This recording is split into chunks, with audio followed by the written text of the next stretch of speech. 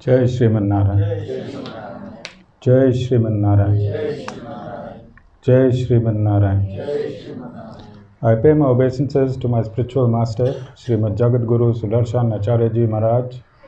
I pay my obeisances to Lord Sri Ramanuj. I pay my obeisances to the Purva Acharyas. I pay my obeisances to the 12 Alvars. I pay my obeisances to Mother Lakshmi.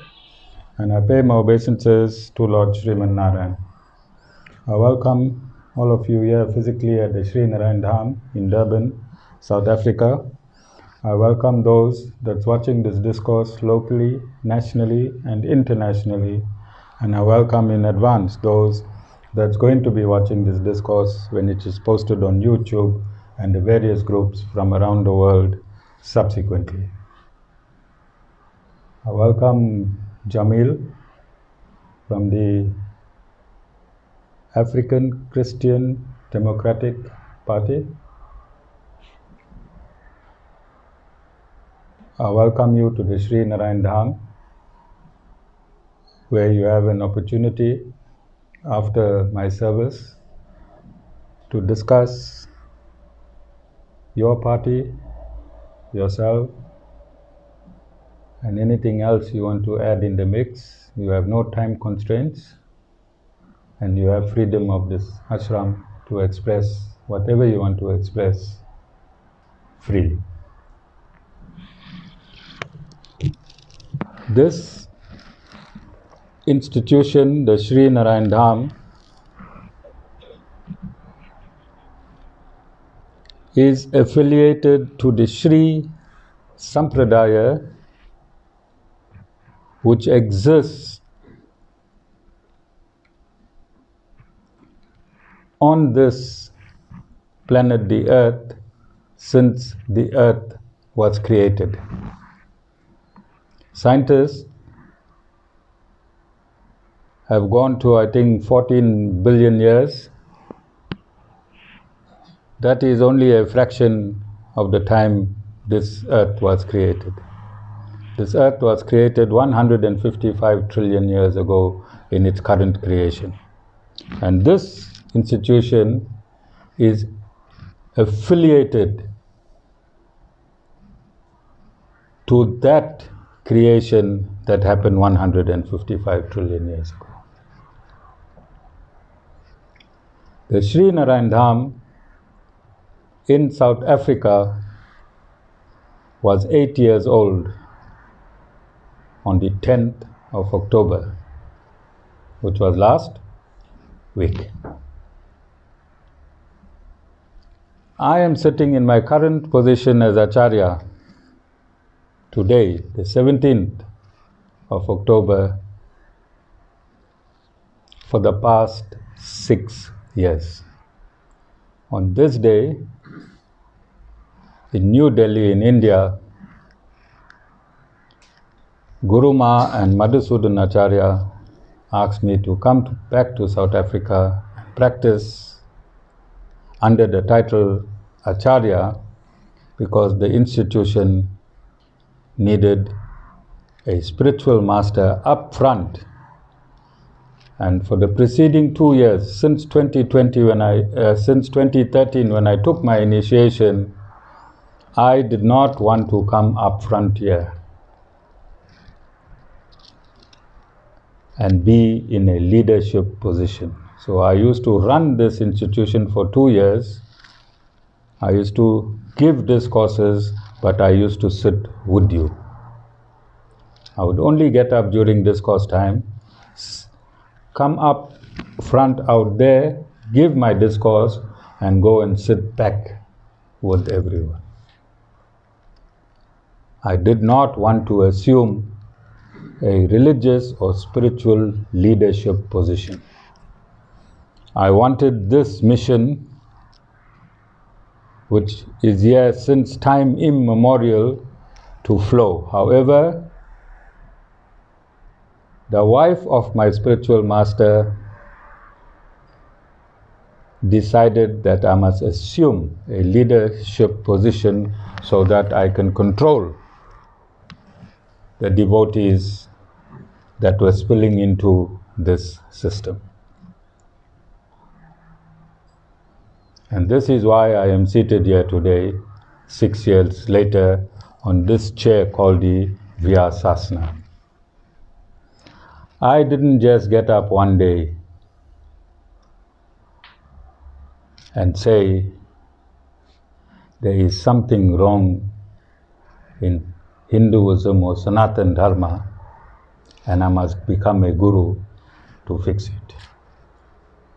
Neither did I get up one day and say that there is something wrong in this country and I must become a leader to fix it. This institution is not a theoretical or scriptural institution in the form of words. This institution is preaching and teaching and experiencing simultaneously. This institution is preaching, teaching, and experiencing practically simultaneously its teachings.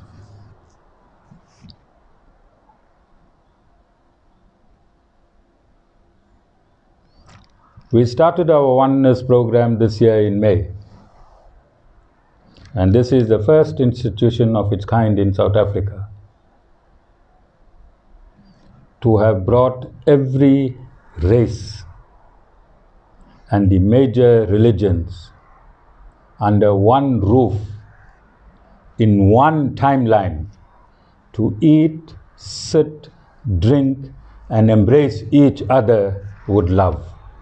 Nowhere else on this African continent, and I may be brave enough to say any part of the world, a religious leader has been empowered to naturally bring all the races together. I'm using the word naturally. I naturally brought all the races together and the main religious leaders together at an ashram. And we know currently it is a practice in South Africa, and I'm saying this with respect, that a Muslim or a Christian would not attend a function in a temple or an ashram because of the misconception of idolatry and the word idolatry. And I've cleared that. I said idolatry simply means placing another entity before God. That is the meaning of idolatry and not idol worship. And I've also stated that if Christianity really believes in Jesus Christ and if Islam really believes in Prophet Muhammad, then no knowledge would be absent in Lord Jesus Christ and no knowledge would be absent in Prophet Muhammad.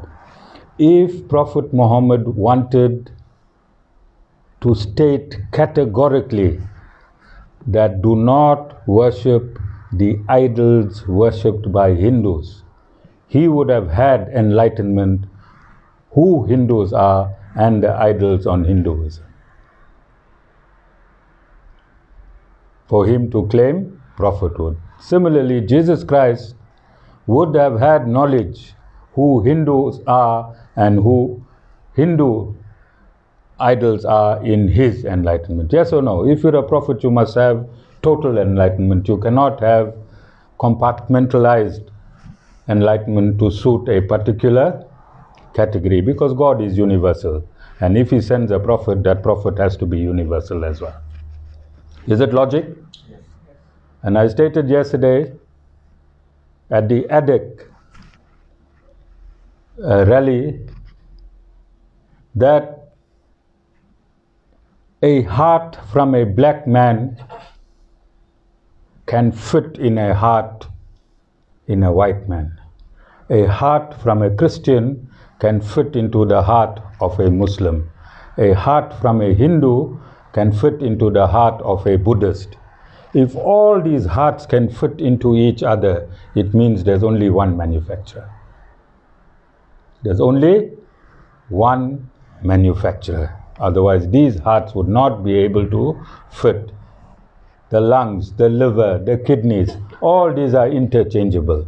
They are interchangeable because they only have one manufacturer. You understand? You can't take a Mercedes-Benz starter and put it in a BMW. It won't work because there are two manufacturers and they have different specifications. But the human organs all have the same specifications. And that is why they can be transplanted from one into another. So where that misconception that the idols the Hindus worship is idolatry in both the Quran and the Bible is misunderstood. And I have cleared that. Because Prophet Muhammad would have been very, very direct. He would have said, do not worship the idols that the Hindus in the East are worshipping. Because he uses the word East in the Quran. The word East is also used in the Bible. And Lord Jesus Christ would have been specific and he would have stated, do not worship the idols. All of you understand? I'm just saying this for your information, bhai, so you feel comfortable. All right? So it is my duty as a guru to make every human comfortable. It is my duty as a guru to show that the difference between humans is only the color of the skin. There is only one difference. Everything else in a human being is the same. So would you go for the difference or would you go for the similarity? And that similarity is called oneness. And this is what this ashram is promoting. And religious leaders do not have the courage to go on their own audience and explain oneness because they are afraid of losing their congregation. I am not afraid of losing my congregation. I've booted out thousands of people from this congregation because they are not the truth. I am promoting God's truth. I am not a congregation appeaser because if you appease your congregation, then you displease God. I am here to appease God and I don't care about the congregation. So, this Sri Narayan Dham has been set in trend since its inception. 2015, for the very first time in the world of any religious institution, we posted on Facebook Live, on Facebook, when Facebook was a very filthy place to go on. There was adult pictures, there was everything filthy on Facebook. And my children told me, Dad, why did you take this ashram and put it on the Facebook? Because it is so filthy. I told them that one day those things that exist on Facebook won't exist. And today you can't find anything filthy, no pornography on Facebook. Go and look and go in 2015 and see if there was pornography on Facebook or not. I trendsetted. I posted live still pictures 3 times in my 45 or 1 hour satsang. So when we walked in, we took out photographs, we posted it on Facebook as the satsang was happening. In the middle of the satsang, we took a few photographs and we posted it on Facebook as it was happening. And when Aarti started, we took a few photographs and we posted it on Facebook whilst it was happening. So through still photographs, we were given our current status to the world. And we trendsetted that. You can go back in Facebook and you can see it was trendsetted by ourselves. Then, when Facebook Live started, this institution was the first to sing the Om Namo Narayan mantra live on Facebook on the day Facebook Live was initiated. And I was the first guru to start giving live discourses when Facebook Live came into being. So we have been trend setting on social media since its inception in terms of our programs that we are running. So basically, we live on the social media platform. I've come on this platform in 2015, and I've stated that I am not a pure guru. When I stated this, as soon as I entered mainstream social media, I said I used to drink alcohol. I made it clear, I didn't say I used to drink. I said I used to drink alcohol, I used to eat meat. I was divorced because of an affair where I had a daughter. I stated all of this up front on social media. But just for your knowledge, I got back to my wife, she's seated on the back, right? After 10 years. After 10 years. Otherwise, he might go depressed thinking this guru. All right? So, why you think I did that? If my medium of communication to you is social media, then I must be pure in that medium. I even stated subsequently that when I used to have my discourses in Chatsworth, and whilst I was sitting on my esteemed chair there, a lady walked in and she looked at me in my eye deeply, and I looked at her in her eye deeply, and she sat down throughout the service in full compliance. And at Aarti, she walked around, she came, she bowed down, she took my blessings. And I'm saying all of this in capital letters.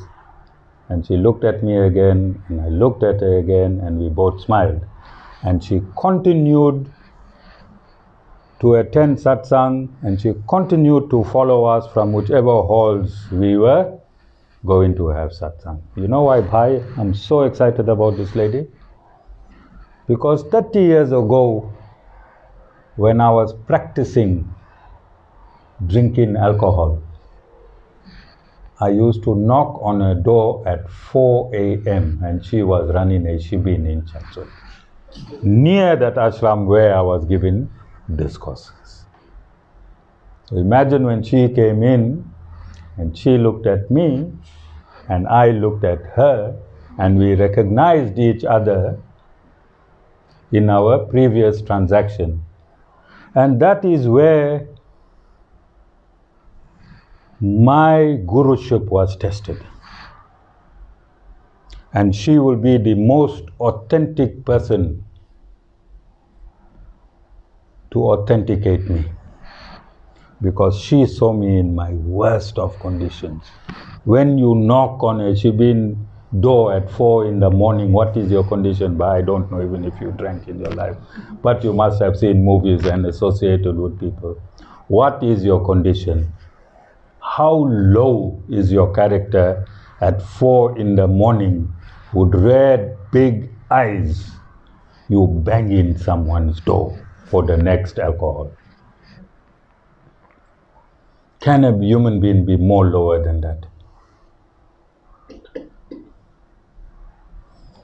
If she brought her entire family and if she attended satsang regularly, did she not endorse my guruship authentically? It was not For my reason, I did not state this publicly at that point in time. It was to protect her, because I didn't want the other devotees to look at her as having been owning a shibin in the past. You understand? So this is why I'm saying, at this institution, we don't blah, blah, blah. We blah means preaching. All right? We preach, we practice that preaching through experience on live Facebook.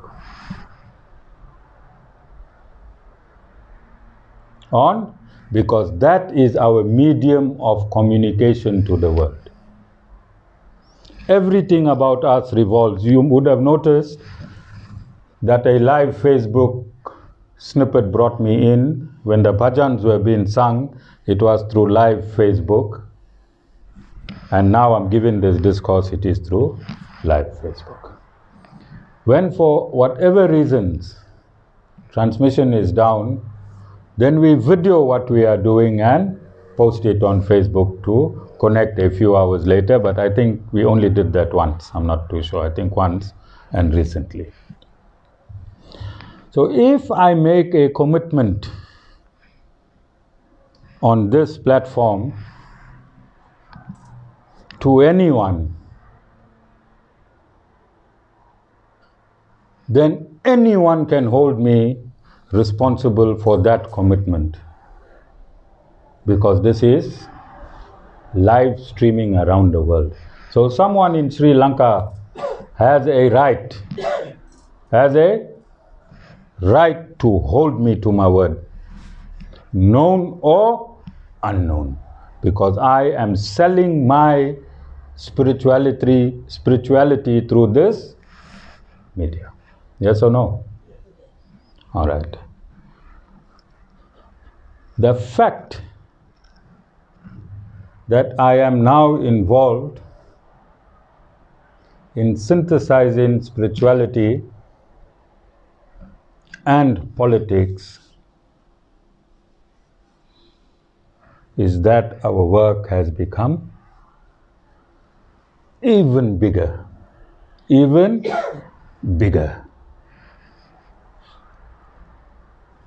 And it is not something new in Sanatan Dharma.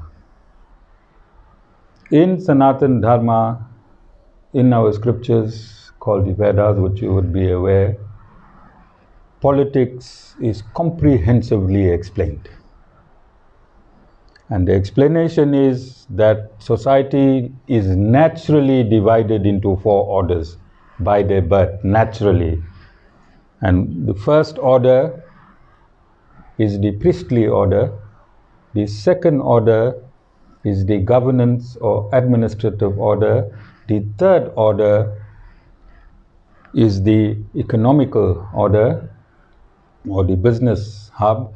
And the fourth order are artisans, laborers.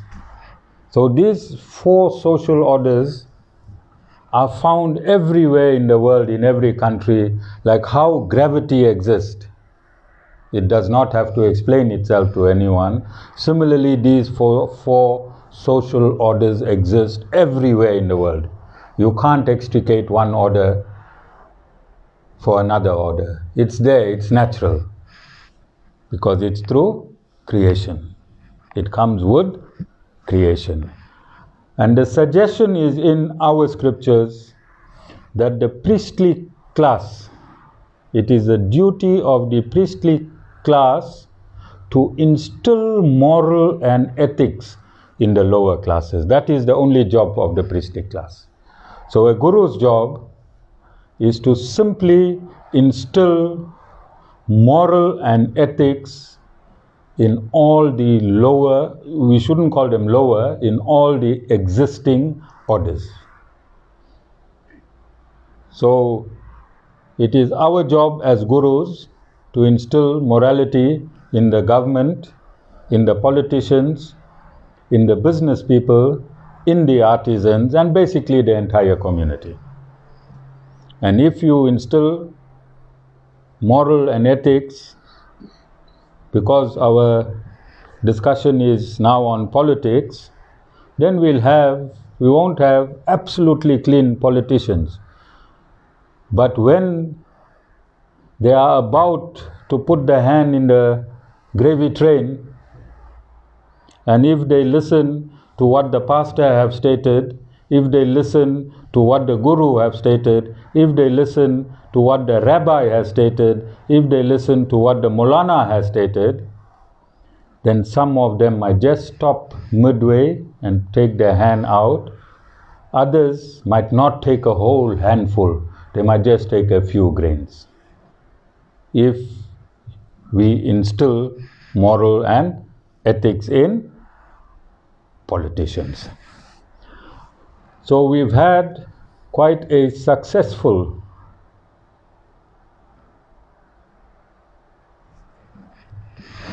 session from the beginning, with all the various political parties coming from different religions, different races, and we had a hall of love.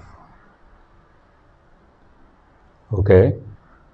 And there is just one incident which we are going to discuss but not place a whole lot of time, otherwise we'll be making this institution important. All right?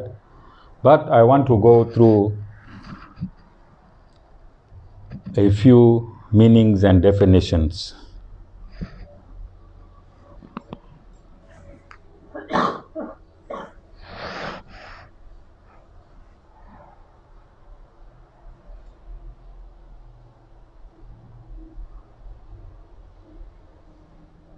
So, Jai Bhai, I hope you are safe, because I saw a tiger awakening in Khatija, and I was wondering for your safety, because she went and told the world that the Sri Narayan Dham is not a Mickey Mouse institution. Oh, that's right. Yes, and I'm afraid, Jai Bhai. All right, just beware. All right, the tiger is slowly awakening. Okay. Well, Satish Bhai, you know, Jessica you met her as a tigress. You met her as a tigress, so she's been. Where are you going, Khatija?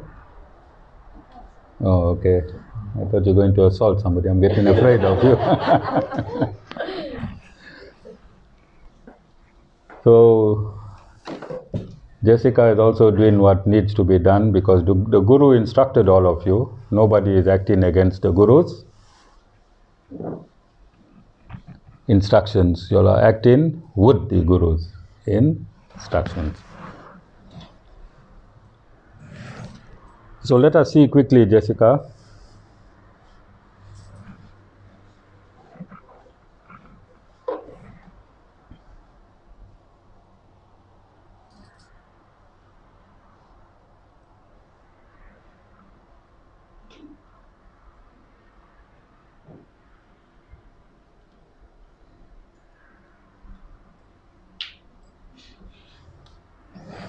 Okay.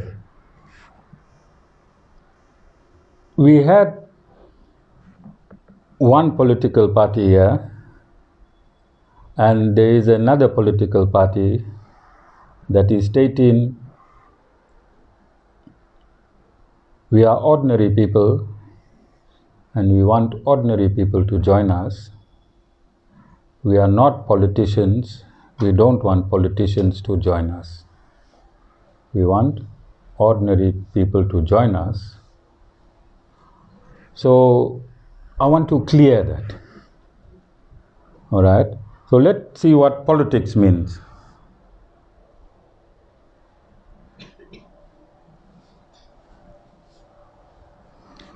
Politics means the activities associated with the governance of a country or area. Politics means the activities associated with the governance of a country or area, especially the debate between parties having power.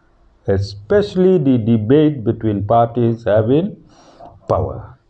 So I want to explain to these two organizations that if you don't want to get in politics, you cannot register with the IEC. When you register with the IEC, then legally you become a political party or a political institution.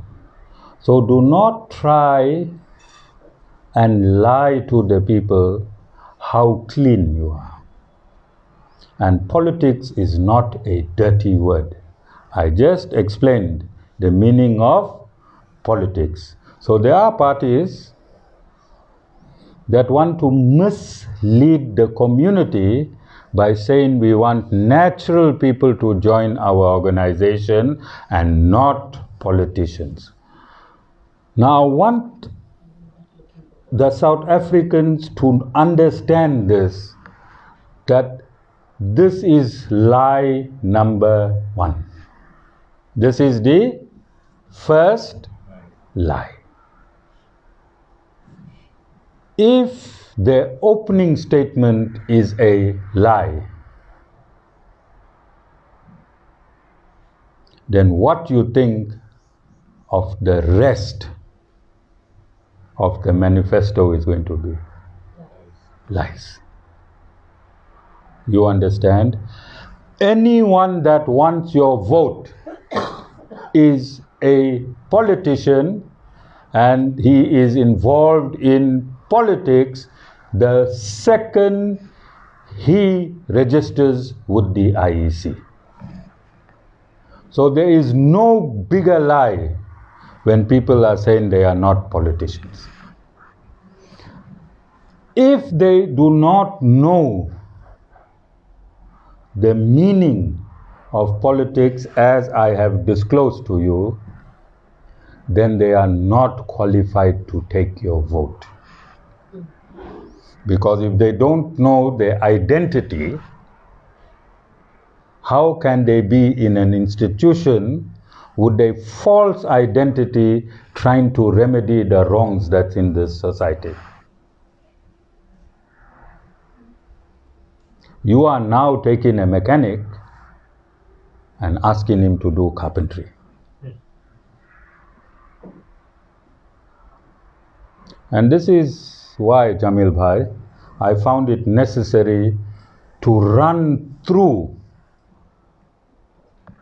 as an apolitical institution all the political parties so that my current congregation and those who follow us in South Africa can be educated in terms of politics. Because especially in South Africa, we take for granted those that perceive themselves to be leaders of this country are really qualified and authentic leaders of this country. And we have noticed what has transpired. In 27 years, the country went slightly up and far further down than where it was. Okay? So it is necessary to hold these people accountable. And this is why I have stated recently that it is my fault and the fault of all religious leaders and all practicing attorneys and all practicing prosecutors and all prosecuting judges that this country is in a mess. Because the legal division must take these people to task. If you publicly state that you are going to do A, B, C, D, once you are in office, then we must hold you to it. And if the judges and the legal fraternity gets up with the religious leaders, there is no space. There is no space for these false politicians who have suddenly woken up to make a change. To make a change. When you stand on podiums as a political leader, you must stand with ethics and morality. Ethics and morality. This should be your cornerstone. Then you take the ethics and morality in your manifesto and the municipal act that is in the constitution. The municipality and all its functions is in our constitution of South Africa. And this is where the legal dimension comes in. We as religious leaders can bring our thousands to the municipality. All the mosques, all the temples, all the ashrams and all the churches. We can show massive resistance. But the legal minds have to show where the deviation is within the constitution, because the municipality is well constituted. And we can see, even an illiterate person can understand that what is happening and what's in the constitution is miles apart, or even light years apart. You understand? So this lie that we are very, very fresh, we don't have politicians with us, and we are not politicians is a lie. Or that leader is uneducated. Can you take an uneducated leader in South Africa and make him president, or make him mayor, or make him councillor? What is going to happen? What is going to happen? It has happened. And these people that are coming on board brand new, you see, there is a euphoria created in the minds of the oppressed when somebody new comes on the scene. He comes militant and he gives you a whole lot of hope. But if he does not know the definition of politics and a politician, all that hope is a perception. And if, on one hand, if a leader tells you that he is guided by the Lord, if a leader brings the Lord in, he opens the door to every criticism that is there. Because with the Lord comes morality and ethics. There is no difference between Lord, morality and ethics. So I just want to give you the next definition, Jameel Bhai. I hope I'm not wasting your time. I hope you enjoy this discourse. I don't think you ever thought a religious leader will go to this depth in politics. But God has His own plans.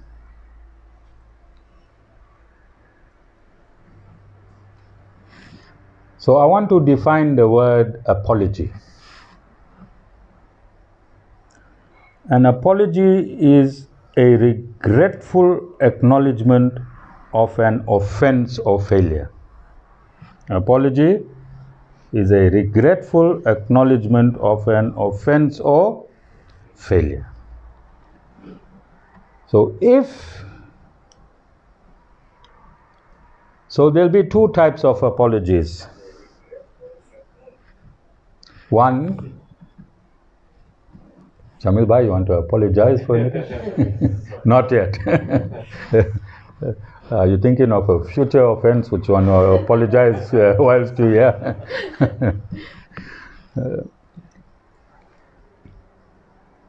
So an apology is of two types. a politician's apology and a disciple's apology. A politician's apology, not all politicians, but a politician's apology will be an apology of convenience and circumstance.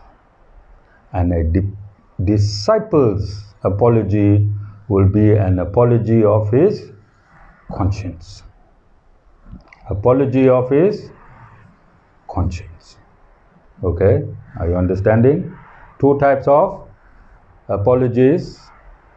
In politics, people apologize. When they apologize, they will apologize for convenience, just to get over that small hurdle or obstacle where they have failed.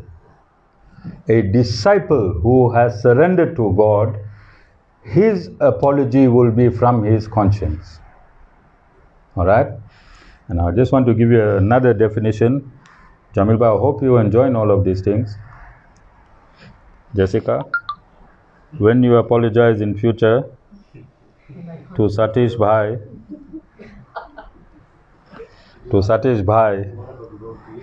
it mustn't just be circumstantial, you know.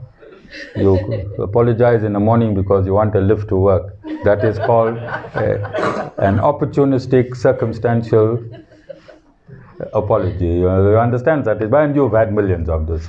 As I'm talking, you're seasoned.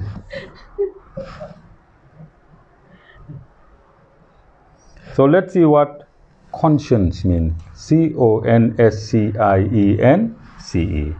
It means a person's moral sense of right and wrong viewed as acting as a guide to one's behavior. So when you're a disciple, in fact everyone should apologize according to their conscience. Alright? So, as I have stated, I am popular locally, nationally and internationally because of this medium, Facebook. If you rewind, I've had various disagreements with my congregant. I do not settle disagreements in my kutir, in my lodging. I settle my disagreements right here.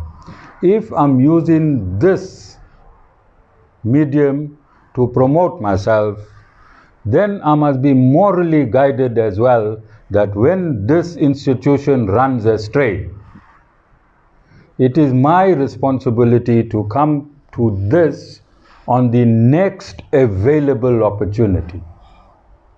On the next available opportunity, and before running the order of business of my subsequent Facebook, I must make amends to what has transpired in the interim. On my own, I must not be guided by anyone from anywhere, because if I am making an apology or if I'm appearing on my face page impelled by someone, then it is not out of my moral duty. It is not out of my moral duty. You understand? So if somebody who claims to be surrendered to God has messed up with this institution not once, but twice, and he is claiming to be the leader of South Africa, and I'm going to read quickly and quote from his own quote before I. So 2 days ago, this leader stated, if you ever need to lead a nation, then sit down and have that nation speak to you about what they need. Full stop. Only then you can know how to lead them in the future. All right? So this leader has offended us twice.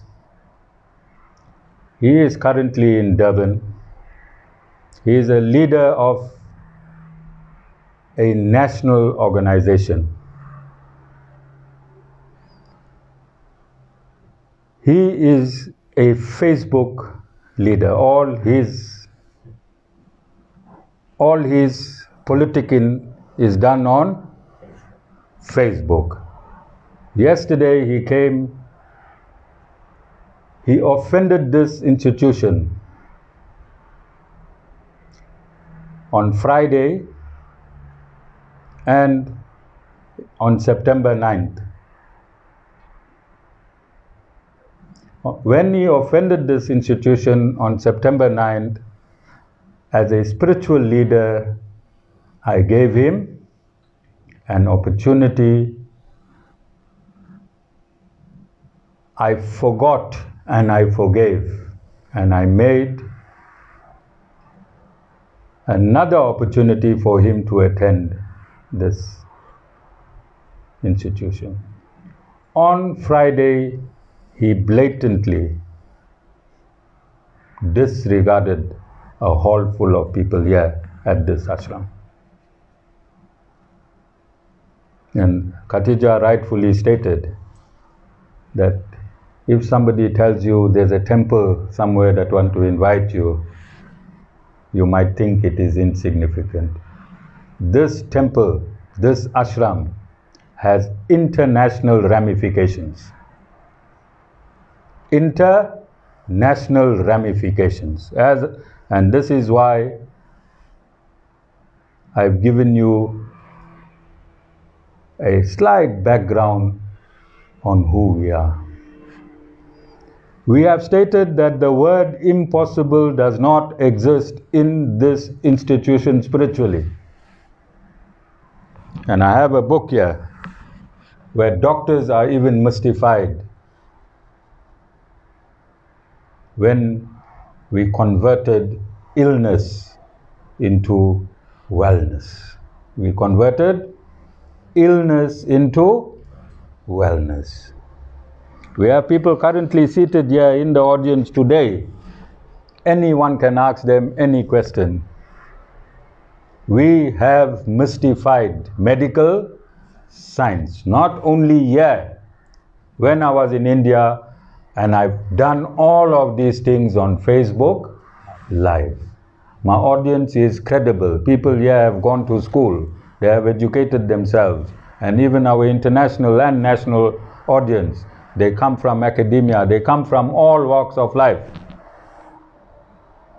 In fact, my camera woman here is very highly educated, but she does not like it to be known. And she's also part of advertising this institution, not only here, around the world. And she's trend-setting. If you look at our institution, look at the photographs, look at the manner in which it is handled. It's from a highly educated person who went to university. She has a title. So this is not a Mickey Mouse institution, some temple on a hill somewhere where you have bigger and greater things to do. And this is the mistake politicians make. When they run with euphoria,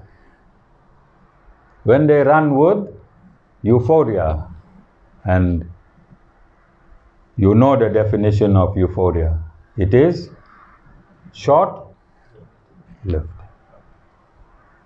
Short-lived. You cannot take out a few photographs in Chatsworth and say we have conquered Chatsworth. You cannot have 100 people attend your function in Phoenix and say Indians love you. You cannot say that. It is false. It is misleading the nation. What is the population in Phoenix, Jessica, you think? Jameel? How many 100,000 people live in Phoenix? From more than 500,000, if 100,000 people come to you, and that as a window dressing. 100 people, and that as a window dressing. You are not a leader of Indians, and Indians do not love you.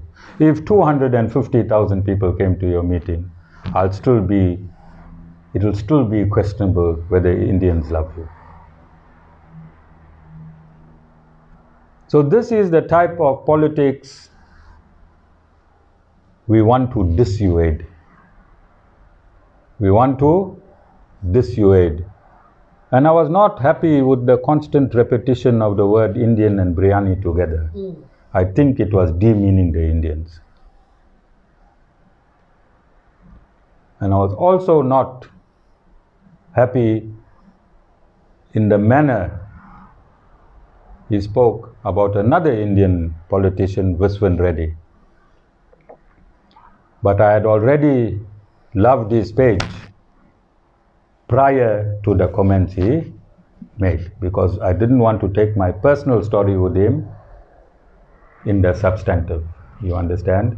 And subsequently I heard, and I think it was very demeaning of the Indian community to bring another Indian down for politics. So I want to teach this man something. He spoke to our chairperson personally, and I'm refusing him an opportunity to come to the ashram and apologize. And he stated that he don't only want to come and apologize at the ashram, he also wants some wisdom from the Guru. And I'm giving him wisdom over this life, because this is my platform. And the wisdom is, we have been doing, Jameel, how long are you in politics? 16 years. 16 years. Which area are you representing? Between and now Chatsworth. Chatsworth. Let's just discuss Chatsworth. There is no politician on earth that can come as a politician in Chatsworth and take a few photographs and say Chatsworth is behind us. There are cells in Chatsworth. There are community leaders in Chatsworth that are not public. Jessica, if we want maximum to rule that unit 2, then there is one lady there. I don't know if she's still alive. Is she? Don't mention her name. Yeah. Yes, correct. She's still alive. Feeding people every week. If you do not, she is the counselor. I don't want to mention her name. You cannot be a politician if she does not endorse you. If she does not endorse you. Even Unit 3, that girl's name with a P. Why are you laughing, Satish Bhai? These are people that can't talk English properly, but they hold the sway of the voting in the community. And this is the uniqueness of Chatsworth. It is a dream of anyone that's coming to Chatsworth to think that they can plant a candidate there. If you do not go through these natural, real leaders, they don't want to become candidates. They don't want to become ward councillors. I know them for so many years. They want you to become ward councillors. All they want is that community that they represent must not be abused. You know them, Jameel Bhai? You heard of them? Jessica will connect you. All right? Guru is a long time Guru is doing humanitarian work. So sometimes people see me sitting in this position with a white beard.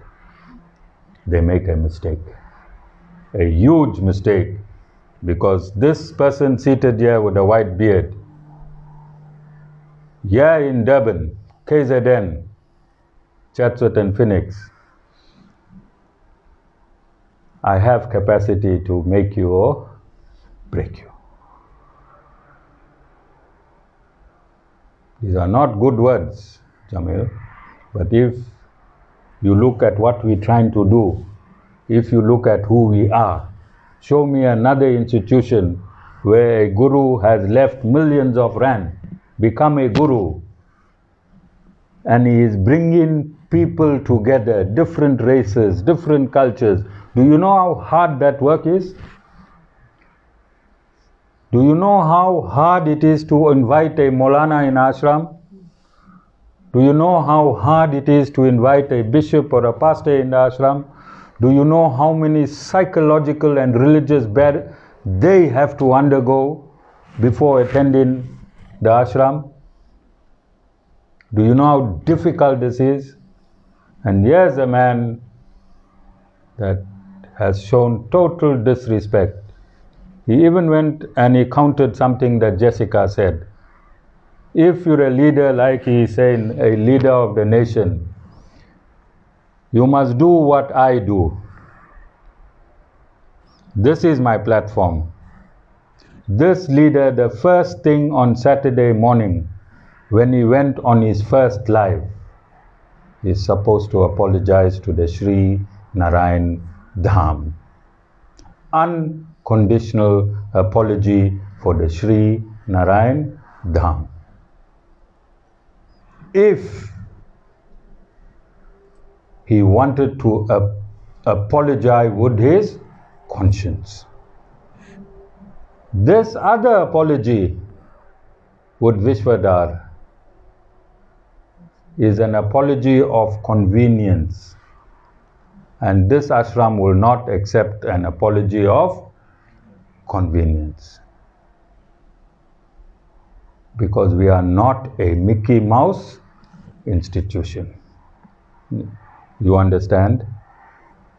So, Jameel Bhai, you've heard of the Bhagavad Gita, and in the Bhagavad Gita, Lord Shri Krishna states that whatever faith a human being has, I'll strengthen his faith in that direction.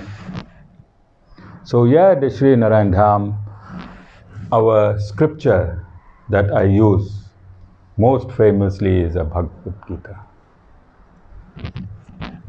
So it is for this reason I brought every political party on this platform, so that whatever faith people have in your political party, I'll help strengthen it. Okay? And just to put it simply, a mother has 10 sons, and if her 10 sons become leaders in 10 political parties,